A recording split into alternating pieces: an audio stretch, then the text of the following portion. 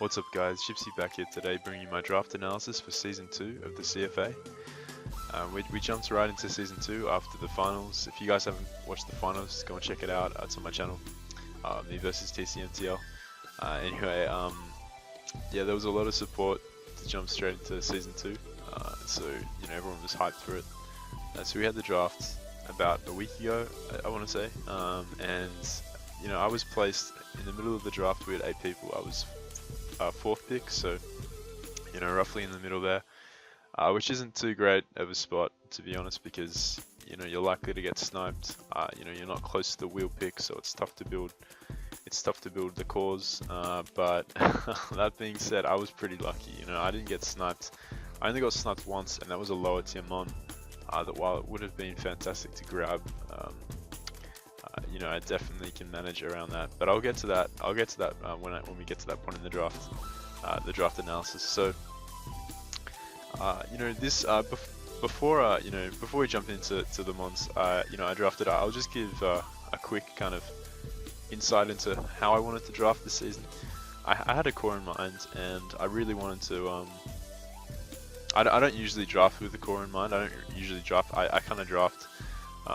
The way my draft system works is like, personally for me, I tend not to like create a plan before I jump into it, because more often than not I get really garbage draft placement and end up getting like the picks I want sniped first round. So depending on what mons are available when it's my pick, I then build around that, because I feel I can adapt pretty well and be pretty flexible with my building. So that doesn't really help me back too much, but I actually did this season have an idea of what I wanted in mind. I really wanted to grab Mega Lopunny. Mega Lopunny was a mon that I've had great success with in standard play. I had a really good success with it in the March Madness tour. It's just a fantastic mon in league. I really like it, and there was a specific core I wanted to build around, which we'll get to as we progress with the analysis. But Mega Lopunny was a mon that I really wanted, and I felt as though it was very likely to go in the first round.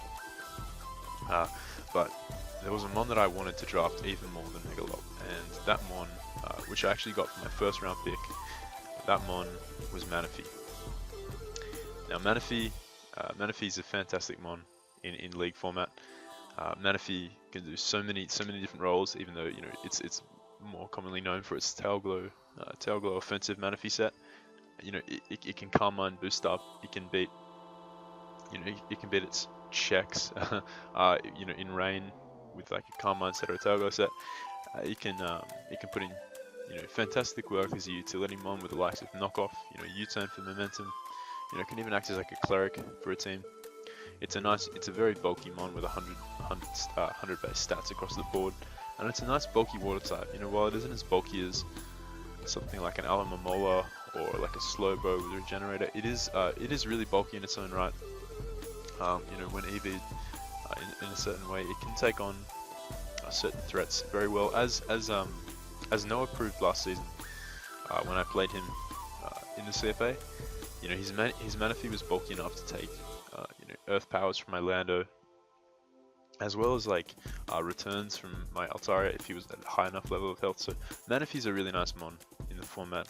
It's a mon that I really wanted to draft around, and if I was lucky enough to land the Mega that I wanted, that I mentioned earlier, then we were looking pretty set. But I was kind of counting out Mega Lop as coming back to me, because it's such a fantastic mon, and I then had to wait 8 turns before my next pick. But would you believe it? Mega Lopunny was still lying around when it came to my second pick. So Mega Lopunny joined the team, and at this point, Mega Lopunny and Manaphy, they're starting to look pretty threatening. Mega Lopunny is a fantastic mon in the format, as I mentioned earlier, with unresisted stabs across the board. Fantastic utility options, really nice support options for the team. In the likes of Encore, Sub Baton Pass, T-Wave, Healing Wish. Lopunny can do a lot of things. It's not just restricted to its all-out attacking sets. And Manaphy in conjunction with Lopunny, they provide nice checks to each other's counters. Lopunny being able to take on really bulky types, really bulky like types like Chansey, who can wall certain Manaphy sets. Even though Chansey doesn't really wall Manaphy, if I opt to run like a set that can't beat Chansey, Lopunny can just take it on.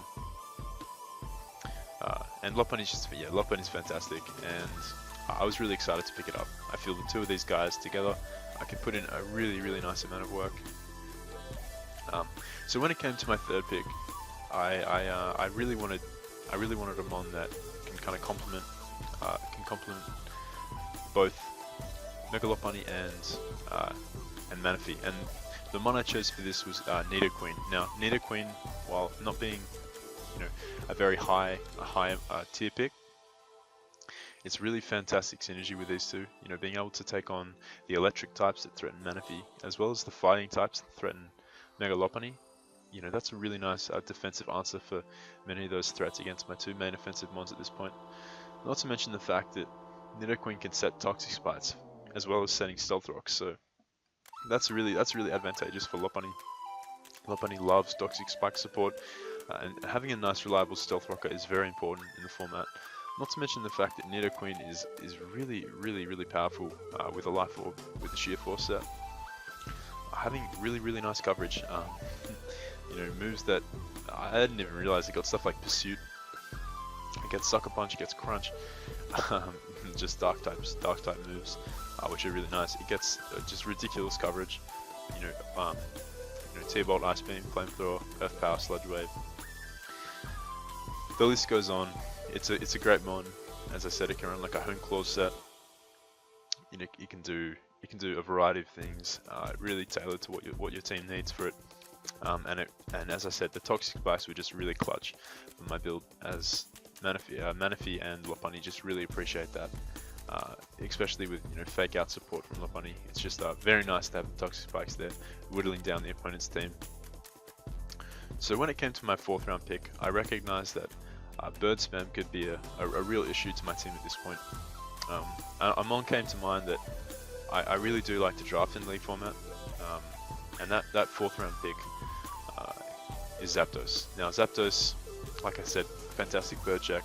It's a defogger if I do need to defog. At this point in the draft, my team isn't looking too weak to hazards. While spikes are a pain for me, the fact that I can stack hazards on my opponent's side, Stealth Rocks and Toxic Spikes, I'm not really too bothered. I don't really care that much about hazards in general.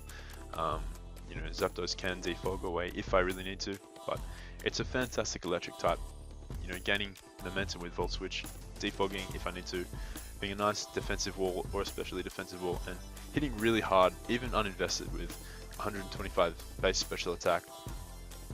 But even being able to go mixed with a pretty decent physical attack, this mon is a really nice addition to the team, and I feel as though it's going to serve me pretty well. It can take on grass types that threaten Manaphy,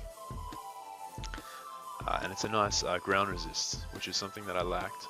Ground types, like a Scarf Excadrill for example, can put in a fair bit of work at the moment, even though Manaphy is very bulky and can take hits. Like if I'm like an offensive set, then Scarf Excadrill is looking like a problem at this point in time. So Zapdos is a pretty nice ground resist to have for the team, ground immunity I should say, as well as just providing great utility for the team overall. At this point in the draft, I recognized that Ice was a real problem for my team. Fairies, well I do have Nidoqueen, which is a really nice check to fairies. It never hurts to have another fairy resist that you can just throw in case you need to, in case you're going up against a really strong fairy like a Clefable or a Sylveon or something of that nature. So I also wanted another Stealth Rocker because Nidoqueen can enjoy running like a Scarf set at times, running coverage moves to the opponent's team and not having to worry about running Stealth Rocks. If it wants to run Toxic Spikes, it can just focus on setting spikes and packing coverage moves. So having another Stealth Rocker is something that I really wanted to bring to the team. But predominantly, I wanted an Ice and a Fairy check. So for my 5th pick of the draft, I decided to pick up Metagross. Metagross is a fantastic mon. The typing is just phenomenal in my opinion. While being weak to dark is a problem, you can notice that Mega Lopunny easily takes on the dark types that threaten as well as the ghost types, you know, being able to hit them with both its stabs due to Scrappy. So Metagross is really nice for the team. You know, with massive 135 base attack, really nice defense, and really solid special defense in 90, which is, you know, which makes it, you know, pretty able to take on the role of an AV user. It can pursue trap psychic mons, which threaten Manaphy and which threaten Nidoqueen and Mega Lopunny. As I said, it can tank Ice Beams and it can tank Fairy hits pretty effectively. So Metagross is definitely a nice addition to this team, and we're getting a nice kind of offensive core going at this point. I do think that, you know, we are kind of lacking defensively, but we'll patch that up later. So next up, I figured I'd pick up another mon which, while it does double up on my psychic typings, that's not really something I'm too bothered about, because I do have the Mega Lopunny, and that is something I'll also help patch up later on in the draft. Next up, we pick up a mon whose versatility is just fantastic in the formula. It's blessed with two amazing abilities and one not so amazing but still pretty useful ability in my opinion, and that is Reuniclus. Now Reuniclus is a fantastic mon. It's one of the best psychics in the format. Being able to abuse Magic Guard, running like Trick Room, Life Orb sets, fantastic Carmine Sweeper, a really nice pivot with Regenerator, you know, being able to switch in on powerful physical attacks as well as special attacks if you run something like an AB. Huge HP stat, and just a fantastic mon overall in my opinion. It can set up a Trick Room and cause huge damage. You know, if I want to run like a pseudo Trick Room team, you know, Reuniclus can be a really nice win condition in that regard. It can also just take on the fighting types that threaten Mega Lopunny. As you can see, I've got a nice fighting resistance on my team so far with Nidoqueen, Zapdos, and the Reuniclus, so that's pretty nice for me. That's pretty nice for Mega Lopunny as well. You know, not having to fear fighting like Scarf fighting types too much. I feel as though Reuniclus will bring a lot to the table. It's just a fantastic bulky mon overall, and it's a nice psychic switch in as well as Metagross. So you know, we've got some nice offensive synergy going so far. But dark types are a problem, as Lopunny, while it does resist dark types, it's not really wanting to be like a defensive switch in. So next up, I pick a mon who fulfills the role of a dark type switch in. A mon that can take on dark types and act as a nice cleric for my team. And next up, that mon is Aromatisse. Now, Aromatisse, while it may be considered the most ugliest mon out there, I don't really agree with that, but it's a fantastic mon in its own right. It has a really nice HP stat, really solid defenses, and the fairy typing, which is just fantastic. It gives me a nice dragon switch in. As I said, a nice dark switch in. It's got a really solid special attack stat, actually, just one base point lower than Manaphy, which is really solid. You know, firing off powerful Moonblasts. You know, stronger than Clef. Clef's pretty weak, but you know, stronger than Clef. It can, you know, wish up, pass wishes to my other bulky mons. It can be a nice heal bell in case Mega Lopunny gets burnt, or in case I run like a regenerator AV Reuniclus set, and you know, I catch a toxic or I catch a burn or something. I can just heal it off with Aromatisse, and I'm starting to form a nice defensive core. It also gives me another Trick Room a Trick Room setter along with Reuniclus, so I can really opt to run like a pseudo Trick Room team. You know, like a late game Trick Room sweep once my faster mons have devastated the opponent's team. So next up, I wanted to add to my defensive core. I picked a mon that synergizes really nicely with Aromatisse. A mon that just doesn't die in general. A real nuisance for opposing teams. It can be fantastic for opposing weather teams. It can be a fantastic, just a bulky pivot. And that mon is Porygon 2. Now Porygon 2, it never dies. It can T-Wave, it can Ice Beam, Thunderbolt. It gets the Bolt Beam coverage. It's a normal type, so its move pool is fairly good. The main perk to Porygon is that it just doesn't die. And while it does stack the fighting type weakness with Mega Lopunny, as you can see, I have really nice fighting checks. I've already got 4 fighting resistances on my team, and Porygon is that bulky that it can even take some unboosted fighting type attacks. T-Wave spam is really nice for my team, allowing my Carmine Sweepers in the form of Aromatisse, Reuniclus and Manaphy to have a nicer time setting up and taking down teams. And it is another like really nice switch into a lot of offensive mons that can threaten my team just due to its amazing bulk with a Violite. So right now we're looking pretty good. I've got 3 Trick Room setters, but at this point I don't really have mons that can take too much of an advantage of Trick Room apart from Reuniclus and something like a slow offensive Nidoqueen, as well as I guess you could say a slow Metagross. But I wanted to pick up some more power. But first I needed a mon. I'm on with a dragon typing. I feel as though dragons are fantastic in the format. And at this point, I was getting into my lower tier picks.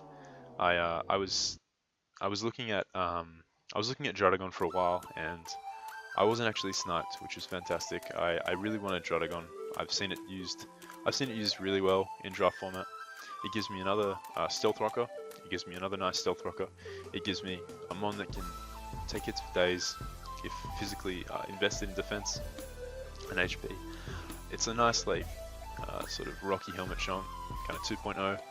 Not quite as bulky as Garchomp, but it does the same job, and it's a lot cheaper than Garchomp. The Life Orb set, the Life Orb Sheer Force set, is a menace to most teams. It has fantastic coverage to destroy a lot of teams, and under Trick Room, it's going to be a real monster. It's going to be really tough for a lot of the teams to go up against. I think, it's got nice priority in Sucker Punch. Fantastic coverage. It's got likes of Gunk Shot to hit fairies. It's got superpower to hit the dark types that threaten, knockoff users that threaten a lot of my mons. It can receive wishes from Aromatisse. And it's a really nice grass and electric type switch in for Manaphy. Manaphy doesn't want to be taking those attacks, and Druddigon is just another switch into those mons.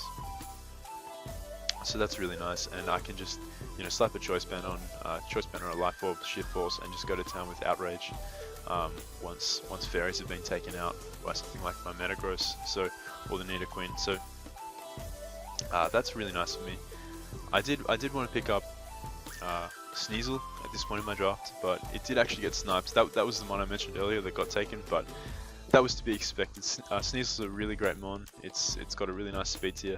It would have been a really nice Pursuit Trapper, something that, although Metagross fits the bill, I did really want that kind of fast dark type, and the ice typing is just fantastic. It's just a mini Weavile, and Weavile's fantastic in the format. But these things happen. I was pretty lucky up to this point, so Sneasel, I was bound to get sniped at some point.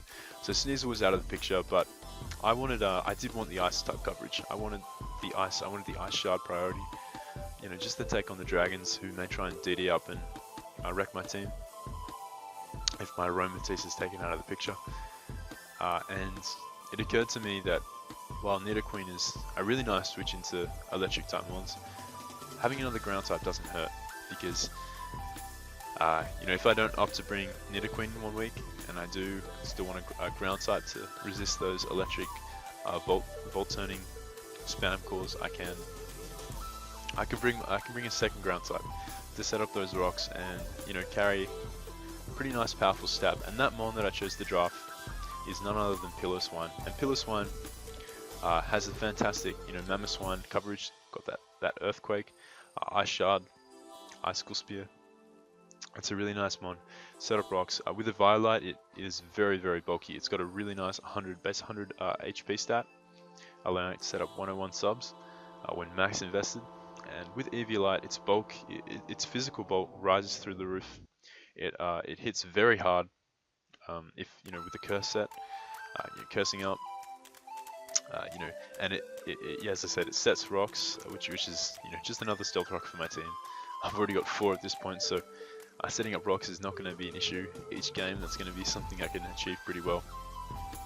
And Piloswine is, as I said, just really nice, that ice type coverage.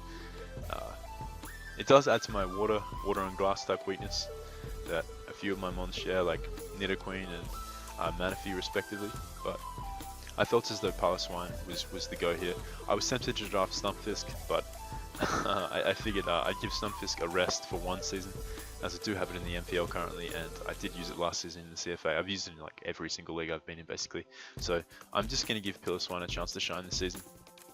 But Stunfisk will definitely make a return at some point, don't you worry. So my last pick, I really wanted something that could further capitalize on Trick Room, as Trick Room is definitely an option for my team. As you can see, I have 3 setters, and I wanted a mon that could strike fear in the hearts of my opponents.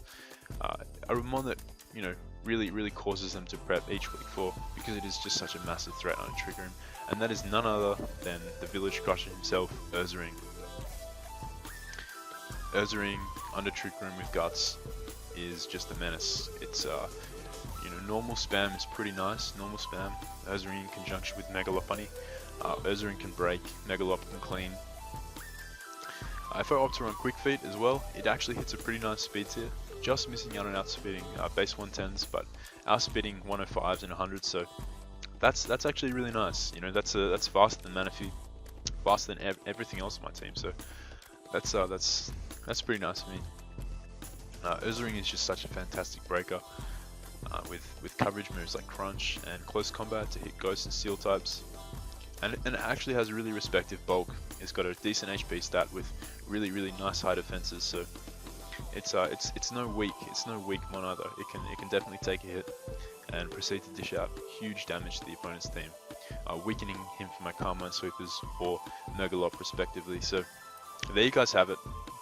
I really hope you guys like my season 2 draft. Let me know what you think. Drop a like if you know, if it resonates with you, if you guys like the video, and let me know what you think of my team. I'm really excited, to be honest. I think this is probably the most synergistic team I've used thus far in league format.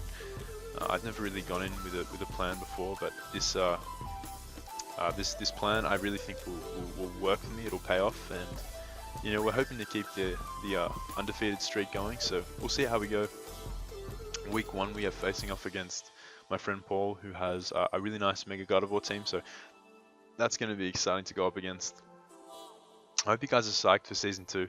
I know I definitely am, and I'm really excited to see how these mons here will put in the work. So I hope you guys enjoyed, and once again, thank you for watching.